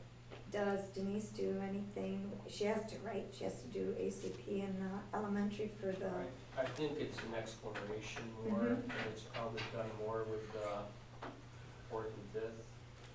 well, I remember we had to do forms in kindergarten, and we had to show how we talk about different occupations. We did a whole thing on occupations too, so I think It could it be, stands through the could whole be a little school. younger, but The ties into the academic planning and career program. planning is state mandated, grades 6 through 12. Okay, And then I think we've always tried to extend into the elementary as much as possible in a format that works. I think the elementary started using Zillow 2 years ago, if I'm not mistaken. they did, I think it's actually more done at the 4th and 5th grade level. so ACP, career and academic, that's been going on for years. It has, I remember when you were first hired, wasn't that something that you led? there's been a version of this, Okay. although it became formalized and prioritized with the state mandate, which was probably ballpark 8 years ago, 7 years ago, where it just became a priority for the state of Wisconsin to meet the life, college and career readiness graduate goal. So has that always been in the counseling area? Because if you did it, was that like a certain time of the day that you worked on that? Or was it always with like Dan and the counseling office? Well, I think it depends on probably what it was. Wasn't it Scott who did a lot of It's that? probably what it was, what area or what portion. I mean, I think it's much more robust than what it used to be, but for sure, a lot of the elements mirror what were happening for the last 20 years. And that's why it said, like, for example, counselors had that piece where career development and exploration was always part of their role. Now it's a significant part of their role. And when it comes to whole staff meeting all these expectations, I think it's just much more formalized, where everybody has to be contributing.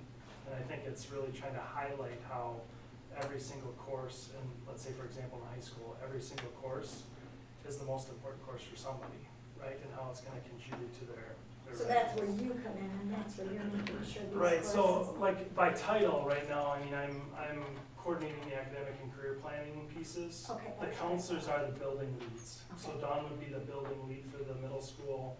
Dan right now would be the building lead for the high school, but it's all hands on deck. Everybody's contributing in some way, shape, or form to the plan. So is the reason why we're seeing this is for this new counseling position? To highlight, right, So exactly, then some they of would be the the lead, roles. then they would be, take that from what you're doing?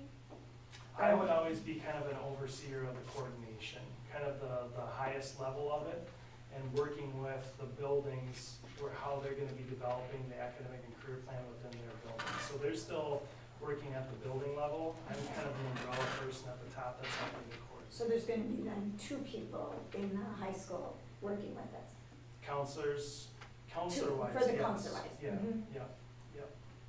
Okay. Because you, as an example, you wouldn't have a student, this might be a bad example, but you wouldn't have a student go to counselor 1 to work on their social emotional needs and counselor 2 to Right. be going for their academic and career planning because they're all one as a student. So that's why when you look at, they're both doing it equally, Mhm. and then how they contribute as counselors, and now they would be teaming together on some of the items too. So would that be taking stuff off of, like, your plate and putting it more in counseling, or how, what? Somebody's I doing don't- it I now, don't- that, Right, well, I think it'd be a combination between some of it I would be maybe less involved daily with, mhm. through, like, specific to me. I think a lot more of it would be getting to things that we put off. We had some significant academic and career planning goals that were being put into the strategic plan just prior to COVID. And then we went into COVID. And through that, then we had struggles financially as a district with the referendum, which basically cut a lot of those plans that we had 6/12 to really jump to the next phase. Then you lose a counselor, another key person in that hub, and it just was compiling more and more and more to make it difficult. So I think there might be some things where I do less daily, but I think it's far more about what we're not doing right now that we want to get to and provide, And that we haven't been able to. I think Sherry that's has a part in that too? much bigger piece. Sherry too deals with that, or no? Is that Sherry- Ryan? Sherry is going to be doing more with the academic side. Okay, So a lot of the RTI and MLSS pieces with Wendy and with Teresa on those pieces, she works more on those components, especially in math, science, ELA. Very good. Yep. Sure, Any other thank you. questions? Yeah. Good luck. It's fun A lot of work. work. It's hard, but it's good work. Yes, very It's much great so. work. It's needed, very much so. Okay, next agenda item is the finance report. Any comment on that, Wendell? So this is, Everybody should have a copy. everyone should have a copy of this, it should be attached. We also always have copies in our bins over there for anybody who wants to see our quarterly financial reports. This is the end of quarter 3. So just to highlight a few points, this was presented to our Facilities and Operations Committee and ultimately passed on to come this way. So if you look at our revenues right now, I guess as a broad thing, just to say the district's in a really good financial place right now. If you, to highlight some of it, if you look at our initial revenues coming in, we're at about 68.38% of what we expect to come in fully. That's right in line with where we typically are at this point. At the bottom of that page 1, you see what the specific numbers on what we've received thus far in property taxes. January is our first payment, then we get a payment in February. April is typically that lottery tax payment that comes in, or a piece of it that comes in, and then August will be the final payment that we get in property taxes. Then you see some equalized aid that comes in periodically throughout the year, and then that our per pupil payment came in. So that's our total amount of per pupil. That's a categorical aid that we receive each year. On the flip side of that page, you'll see some going through the funds. I think it's important to highlight these. Fund 21 is that's our special revenue trust, but mainly that's where you see a lot of our any student organizations, athletic groups, whatever, the money that's fundraised for those organizations is typically it is housed in Fund 21. So when you guys go through and look at your, the purchases that are made each and every month in the check invoices, that you'll see some of those are keyed on that first line as a 21. That's an indicator that that's student fundraised money and typically is used for those purposes. So you'll see we had $271,358.21 in fundraised money in those accounts. Fund 27 is special education, so we've received from a couple different sources, special education aid, and then also our Medicaid reimbursements. An interesting one, and one I like to highlight, is an actual revenue generator for us. So this is Fund 40. This is our 46 fund that we put some money in at the end of last year. That money is primarily set in the local government investment pool at a fairly significant interest rate throughout the course of this year, and that's continuously going up. So anytime you hear about the feds raising interest rates and our economy and that sort of thing, that impacts that money and how it generates revenue for us. So currently sits around 4.62% over the quarter. We generated $10,097.55 just from having that money in that investment pool. Fund 50 is food service, so you'll see some of these are the money came in revenues, but they also went out when we get to our to our expenditures as well. So you see I had some money come in through food service aid. And then Fund 80 is our community service fund. You'll see our middle school athletic fees and pool usage fees. So we had $8,243.50 that came in there. Flipping gears here a little bit to expenditures, on the first page here you'll just see important to highlight that a significant portion, over 70% I believe, or almost 80% of our expenditures are dedicated to people, to salaries and benefits throughout our district. So the other areas that are highlighted in our expenditures are purchase services, anything from legal fees, transportation, athletic fees, so on and so forth. Non-capital fees, so that those are things that are less than $300, and then capital objects, which are more than $300. So if you look at Fund 10 on the following page, you'll see that 72% of our quarterly expenses were salaries and benefits, and that number's listed there, but you'll also see some pretty significant costs for snowplow. Not snowplow, that's also salt and sand, but we contract some of that out.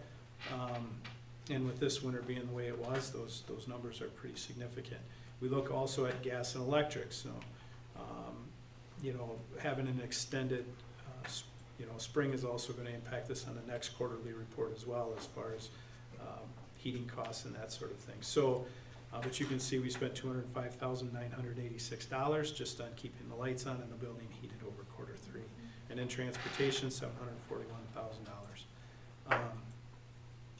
Looking at the Fund 21, so we just mentioned, I believe, 270,000 coming in, 271, 268,000 went out.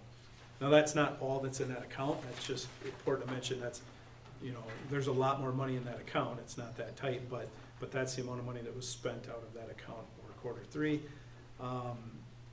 And you'll see there's concession, scholarship, donations, and other things included in that. Fund 27. This is a number that I've talked pretty extensively about in the written testimony that I provided to the Joint Finance Committee. But year-to-date expenses at this point, just over $1.8 million. Now again, 86.9% of that is related to salaries and benefits. So it's about the people that we need in place to provide the services for our students. We had no money spent out of the 46 fund. And in Fund 50, our expenses to Taher. You will see in a second the Taher contract that we that we'll approve how that works. But basically, we pay Taher for their expenses in purchasing the food that they have. We set the prices, and we any revenues that are generated between the prices and the reimbursements that come in from the federal government, we get to keep at that. And then Fund 80, year-to-date, we spent $168,684, and these expenses are, again, middle school, are the pool director, middle school extracurricular coaches, and lifeguards, and also partly go to our police liaison officer. Then on the last page, what you'll see here is basically the money that we have in checking. that we keep on hand. That's, you know, typically to cover any of the expenditures you see in the expense report that you see each month, to cover any checks that were written, payroll, things of that nature. You'll also see what we have in savings. You'll typically see some money in savings because as you see the last number down there, that we keep the vast majority of the money that we have in that government investment pool. When we shift it out to put it into checking or whatever account it's gonna go into, it goes into savings and then it gets moved from there. So you'll always see a little bit depending on, as the report is closed out, where we'll have some money in savings, but as a general rule, we don't keep money in a savings account. That just happens to be where it is. Any questions on the quarter 3 finance report? Any questions for Wendell? Okay. Okay. Then the next agenda item is to approve the early graduation list for January 2024. You should also all have copies of that list of individuals, so I'd entertain a motion to approve that early graduation list. I so move, Swente. Second? I'll second. Baloo? Okay, I have a motion, a second, to approve the early graduation list for January 2024. Any discussion? Hearing none, all those in favor signify by saying aye. Aye. Opposed? Motion carried. Okay, next is approve the list of 2023 graduation candidates. And again, you should have that list of those candidates. So I'd entertain a motion to approve the list of 2023 graduation candidates. I so move, Scoball. Second? Swente, second. Okay, a motion is second to approve the list of 2023 graduation candidates. Any further discussion? Okay. So with that, all those in favor signify by saying aye. Aye. Opposed? Motion carries. Thank you. Next is to approve the changes to the staff handbook. Wendell, you have a comment on that? Changes? I think rather than go through all these, most of these are not incredibly impactful. It's just cleaning up language and looking at a few things. I guess one that I would like to highlight, that the pay scales have been updated in the handbook. The one thing that we looked at doing, we had a situation during Christmas where we had a group of people that were called in to plow snow. And because a holiday, it was on a Friday, I believe, maybe I'm mistaken on that, but there was a holiday during that week. Those folks that came in and spent, instead of an 8-hour day, spent 12 or sometimes more hours than that, keeping things cleared out because we had the buildings being used by different community organizations and things like that. So we had some long days in there.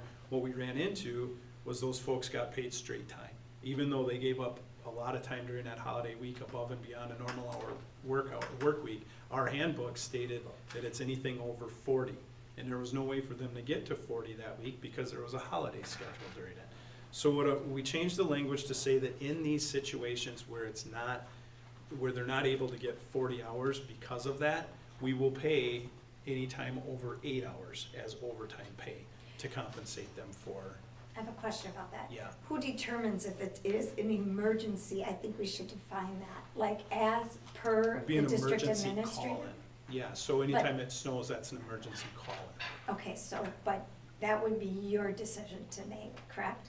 It would be, but typically so what's gonna happen is if we have a group of people, or say depending on when snow came in, if we have, an event here, basketball game or something of that nature, and typically our maintenance folks that are gonna be engaged in plowing and cleaning sidewalks are off at 2 o'clock, and it starts snowing at 5, we need to get somebody here, that's gonna be an emergency call-in.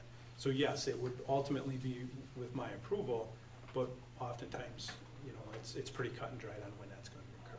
I just think in the language you should have, because we do that with other things in the handbook, per district Sure, I can administrator add that in. approval or I think that's important because you need to be that final decision maker. Is this an emergency call-in or is this just? There are other situations too where we've had stuff like this where it's, we had a pipe break, or we have, flooding that's occurring, or whatever it is. So you know, people get called in. But yeah, I'm fine, I can add Okay, that thank language in you. there. Another one I would just highlight is one change so our health insurance is becoming a little different than what it's been in the past because there's not as many health insurance companies that bid it. So we went to RFP, our request for proposal this year, and when it came back, there's a number of different, there's options you can choose. So some of them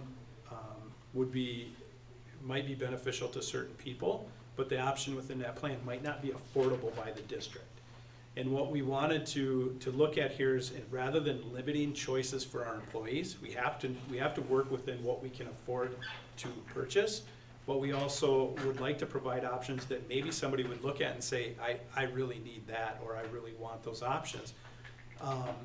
So in order to provide that without going over what we have to spend, we put in language here that would allow us to fund the district's preferred plan in the capacity that we fund it, and also provide that same funding towards maybe an additional option that would be of more expense, but they would have to cover the difference in cost. So rather than limit choices and not give them that option at all, we provide an avenue for it, but it may actually cost a little more for them out of pocket to get it. So right now, how many do we have dual working, like 4? Dual Couple, working couples in the district? I think it's more than that. I think we're around 8 or 10. Really? Wow. I think it's around 8 or 10, I'm not sure which. 8 seems to jump in my mind, but. Anything else? No. I think, no, I think that's all I'll highlight. Does anybody have any questions about any of these other changes that we had on here? Okay. Okay, then I'd entertain a motion to approve these changes to the staff handbook with the addition that what was recommended, changed, Wendell? Okay, I'll make the motion. okay, second? I'll second. A motion is second to approve the changes to the staff handbook with the changes that we recommended. All those, any further discussion? All those in favor signify by saying aye. Aye. Opposed? Motion carries. Okay, next is the food service contract, and you should have Okay. copies of it on your.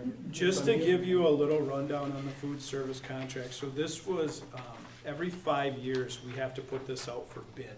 This was a 5-year bid. So our contracts typically look a little bit different than this. They look like addendums to the contract, and they're a little more detailed.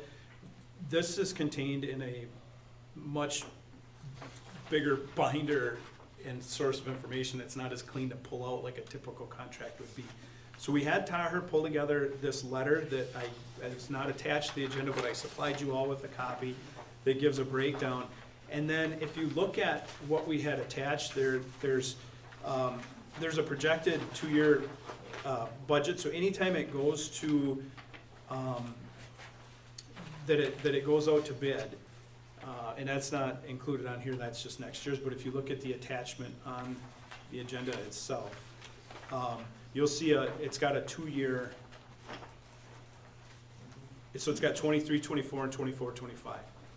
We negotiate this every single year. So the 24, 25 that's on here is nothing more than an estimate, and why they do that is so when you go in a bid year, you couldn't bid incredibly low and then all of a sudden jack it up that second year. They make you at least provide that second year estimate so that it's easier and more transparent of a process. So when we went through and we did this, the main thing that you're looking at is the 23-24 for next year. Taher was the selected bid. So we will maintain a relationship with them over the next 5 years. And then what you'll see is this year and next year, the projections on what we typically are going to make from our food service contract are significantly lower than what we typically see, but that has to do with rising food costs and us trying to maintain a low price variation for our families. So we're not increasing our costs in order to make a profit. In fact, this year we spent we had a fund balance because the last couple of years we had free food, we had free meals. So we ended up with reimbursements continuing to come in, and we ended up with a fund balance in our 50 account. We tried to utilize that fund balance this year to keep our prices stable at where they were pre-COVID levels, and not raise them, and we're gonna try to continue that in the future. So you'll see that this is not gonna be a revenue generator for us anytime soon. But nonetheless, it's not gonna cost us money either, so. Okay, any questions? Okay, then I'd entertain a motion to approve the 23-24 food service contract.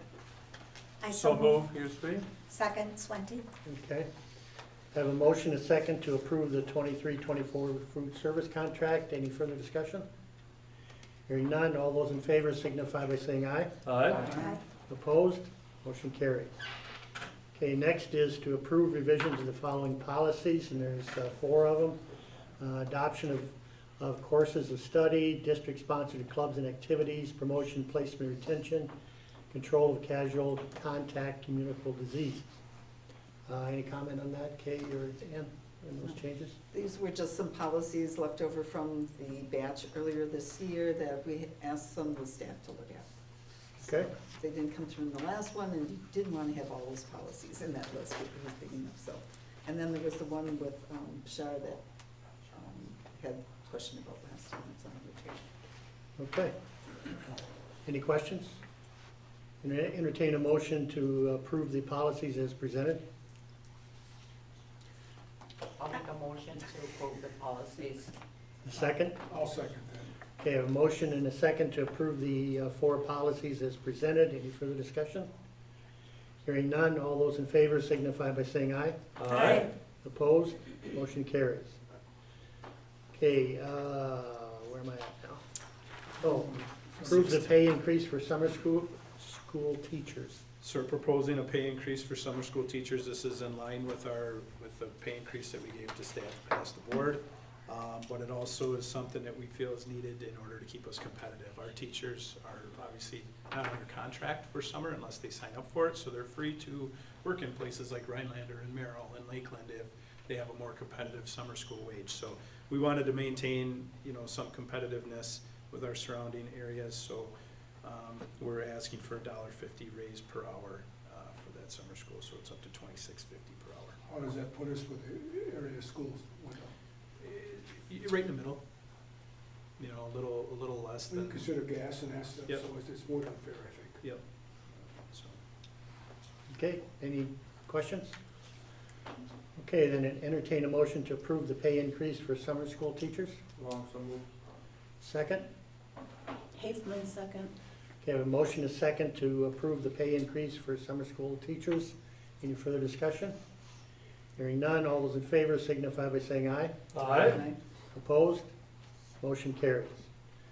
Okay, approve of the pay increase for summer swim instructors. okay, so our summer swim is obviously a very popular program, and it's one that we want to, obviously we need to keep individuals in the pool in order to maintain that program. So Sandy and I have crunched the numbers on this, and what we're looking for, obviously this is something that we should generate a little revenue because you have pool maintenance to go as well.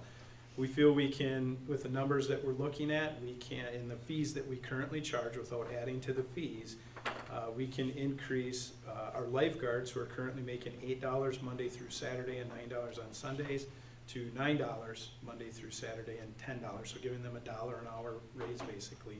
And then the adult head lifeguards are currently making $16 Monday through Saturday and $17. We would request that going up a little more than that, $18 to $19 on Sundays, $18 Monday through Saturday.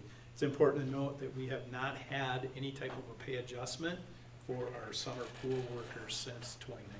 So a lot of things have changed since 2019. We feel it's time to increase their compensation a little bit. Any questions? Okay, then entertain a motion to approve the pay increase for summer swim instructors. I'll make the motion to approve. Second? Swente, second.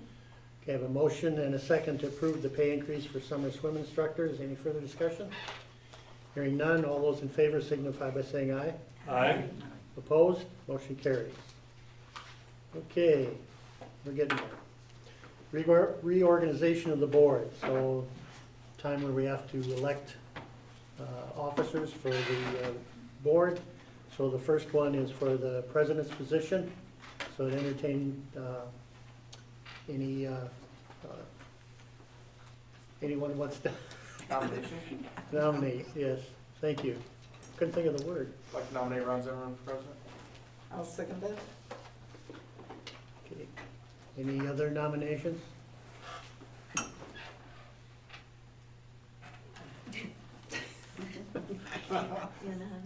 Come on. All right, Do you accept? do we need to vote? Yes. No, I No. don't think so. I don't think so. Okay, I accept. Thank you, I think. You think? Yes. Should I make a motion to accept Okay. unanimous vote for Ron Zimmerman? Do we need to have a Yeah. ballot, or is it just an optional to do No, that? you don't need to have a ballot. If there's only one candidate, you don't have to. Perfect. So, yeah, I think you probably need a motion. I'll make a motion for unanimous ballot for Ron Zimmerman for president. Second? I'll second that. Okay, motion and second for unanimous ballot. All those in favor signify by saying aye. Aye. Opposed? Motion carries. Okay, vice president, any nominations? I'll nominate Kay Kissinger-Wolf. Okay, Kay, you wanted to, Sure. okay. Any other nominations? I nominate Bob Scuball. Okay, Yep. okay. Any other nominations? Okay, then we vote.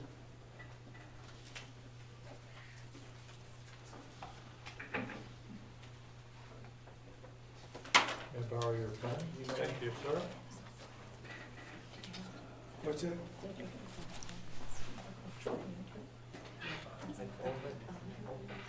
Okay. District Administrative Secretary. Thank you. Always have to borrow again. So she did. She got extra minutes.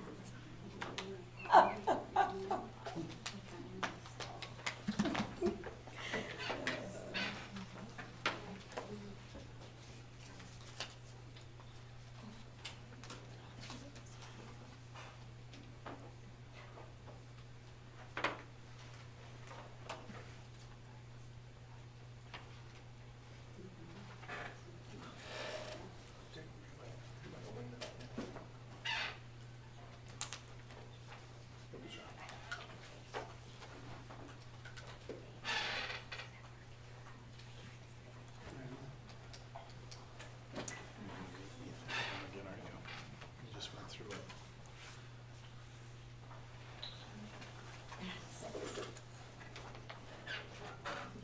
But your fence was- 5-3 for Kay. Okay. And for the clerk position, any nominations for the clerk position? I'll nominate Deb Blue. I'll second it. What do I accept? Okay, I accept. Any other nominations? Any other nominations? Okay, then entertain a motion for a unanimous vote. I'll make that motion. Second? Long, second. Okay, a motion is second to make it a unanimous vote for Deb. All those in favor signify by saying aye. Aye. Opposed? Motion carries. Treasurer. I nominate Dave Long. Okay. I'll second that. All right, Deb. Any other nominations? Any other nominations? Okay, then I entertain a motion to make unanimous for the treasurer's position.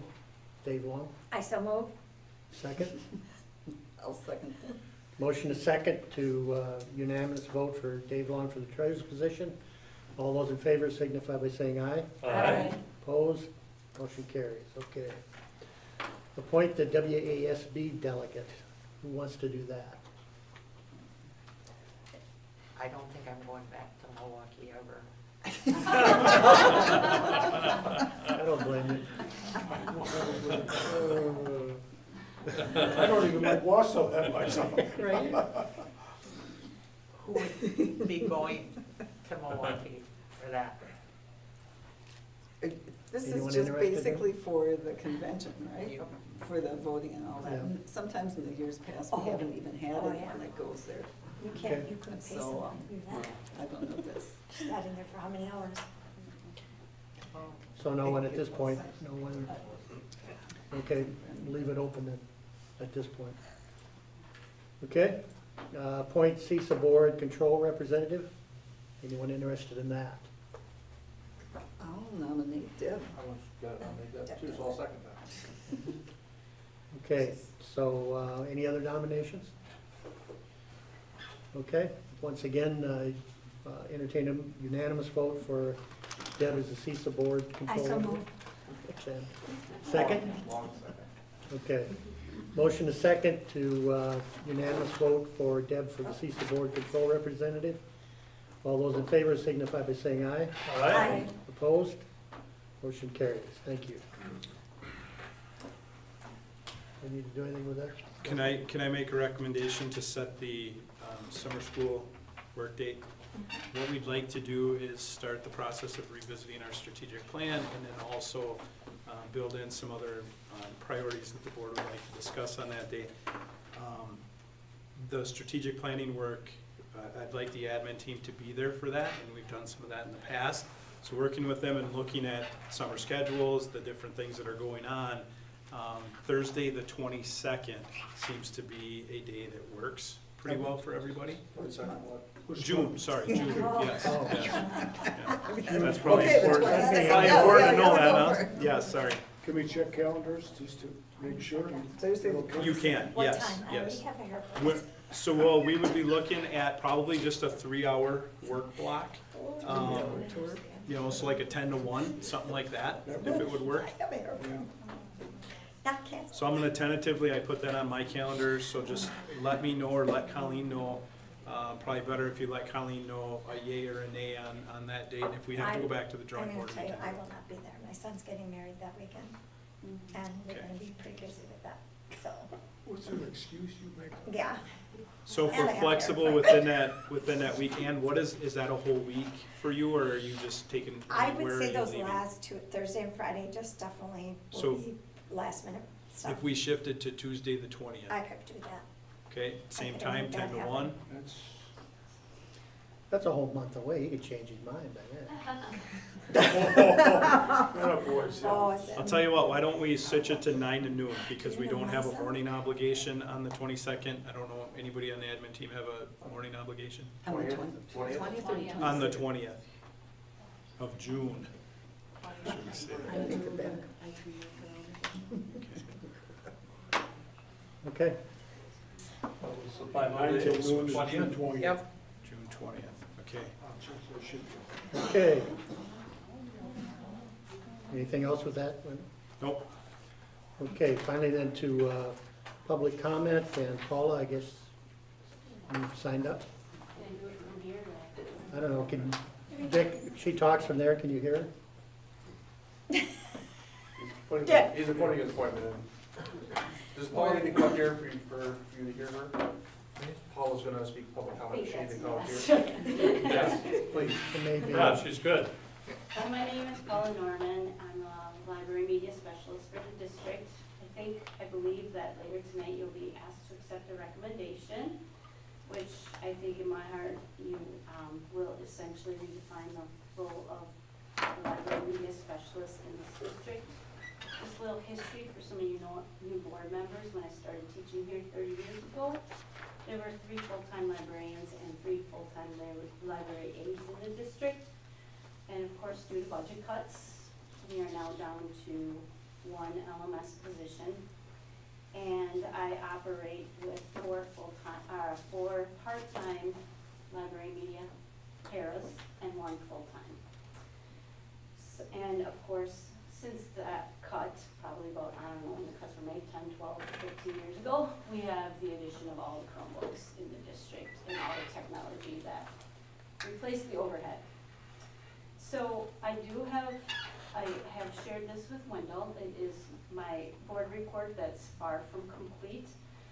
But what I'm asking you to do and work with me on is kind of redefine my role or update my role as the library media specialist in the district, because when I asked Jackie for it, it is typewritten.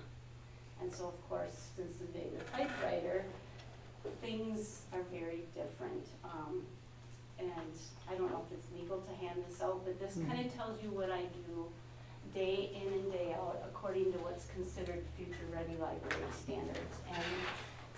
And it's Thank not you. sitting behind a desk to check in and check out books. Let's clarify that. So, like I said, I don't have all the data for this year. I'm still in the process.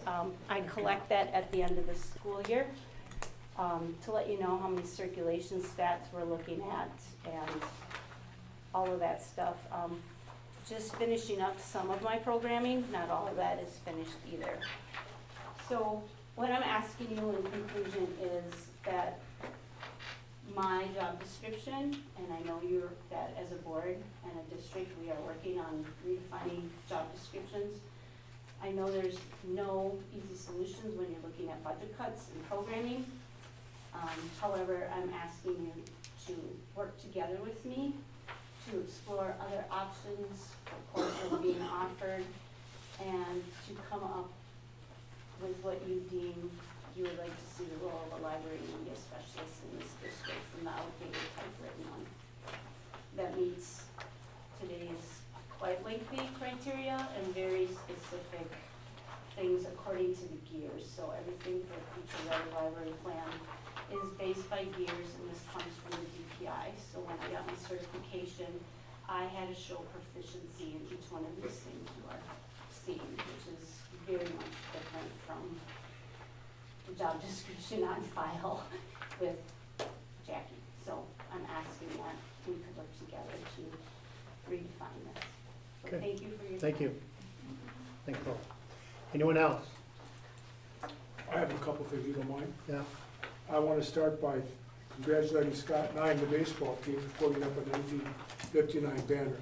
They made it a project to support with a banner one of the school teams and one of the Legion teams each year. And I think it's about time that the schools start to do a little thank you. Scott's done a wonderful job. I want to thank the Tomahawk Forensic students earning medals at the Wisconsin Interscholastic Speech and Dramatic Arts Association State Festival at the Forest, and their high school coach, Michelle Balda. I also want to congratulate Howie Hetzel, who just passed away, 103 years old. He is the oldest athletic alumni, to my knowledge, in Tomahawk history. Lived to the ripe old age of 103. He played football, basketball, and boxed. And may you rest in peace, Howie. So Thank thank you. you. I have a couple. he played golf too, by the way. Well, not in high school, he didn't, Rob.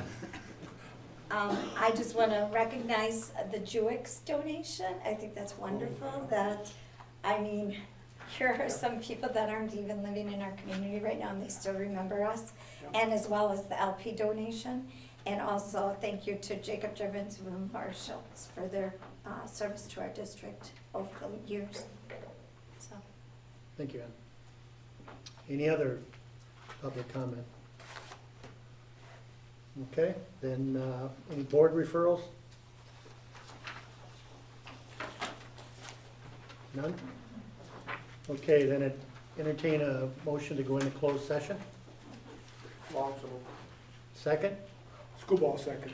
Okay, I have a motion, a second to go into closed session. Roll call, please.